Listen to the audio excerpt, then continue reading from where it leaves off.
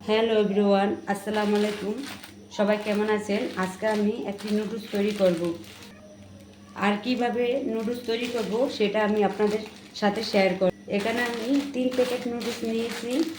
আর নুডলসের সাথে নিয়েছি এই চিকেনটাকে আমি অবশ্যই বুকের মাংস নিয়েছি আর এমন ছোট ছোট করে কেটে নিয়েছি। আর নিয়েছি এই ছোট চিংড়ি মাছ। এই চিংড়ি মাছটাকে আমি কেটে ধুয়ে নিয়েছি, পরিষ্কার করে নিয়েছি। আর নিয়েছি এই 2টা ডিম। আজকে আমি চিকেন, ডিম আর চিংড়ি মাছ দিয়ে রান্না করব নুডলস। প্রথমে আমি নুডলসটাকে সিদ্ধ করে নিব। আমি চুলায় একটি কড়াই বসিয়ে দিয়েছি আর দিয়ে দিব পরিমাণ মতো পানি। এখন আমি পানিটা গরম হওয়া পর্যন্ত অপেক্ষা করব। আর আমি জালটা বাড়িয়ে দিব।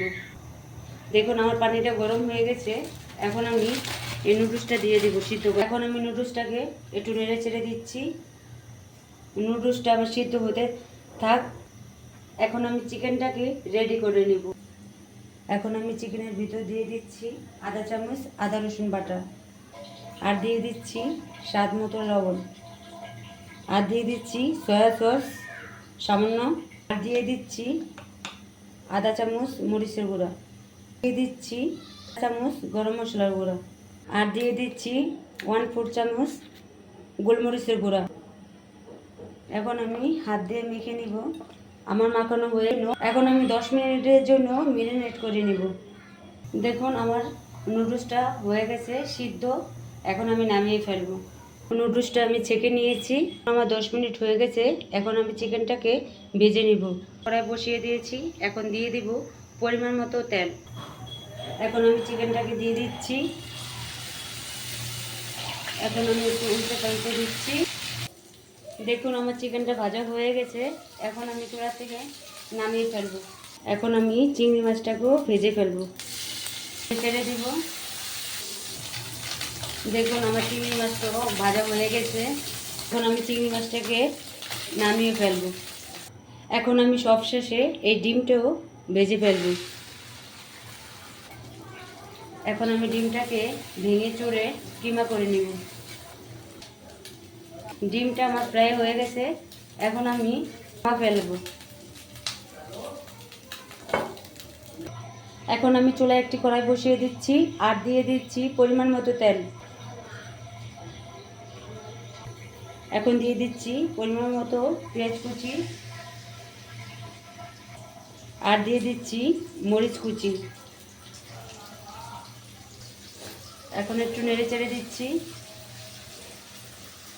পেঁয়াজটাকে একটু ভেজে নিব। এখন দিয়ে দিচ্ছি টমেটো। এখন আবার একটু নেড়ে চেড়ে দিচ্ছি। দিয়ে দিচ্ছি স্বাদ মতো লবণ। এখন আবারও নেড়ে চেড়ে দিচ্ছি। এখন দিয়ে দিচ্ছি 1 টেবিল চামচ টমেটো কেচাপ, দিয়ে দিচ্ছি 1 টেবিল চামচ সয়া সস, দিয়ে দিচ্ছি 1 টেবিল চামচ চিলি সস। এখন দিয়ে দিচ্ছি নুডলসের মশলা, আর দিয়ে দিচ্ছি ব্ল্যাক পেপার। এখন সব কিছু আমি ভালোভাবে মিশিয়ে নিচ্ছি।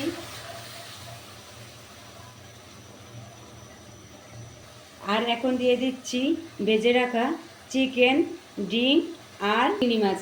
এখন সবগুলো দিয়ে দিব। এখন সবগুলো মশলার সাথে মিশিয়ে নিচ্ছি। আর দিয়ে দিচ্ছি 1 টেবিল চামচ চিনি। এখন একটু আবারও নেড়ে চেড়ে দিচ্ছি। এখন আমি সিদ্ধ করা নুডলসটা দিয়ে দিব। নেড়ে চেড়ে দিচ্ছি।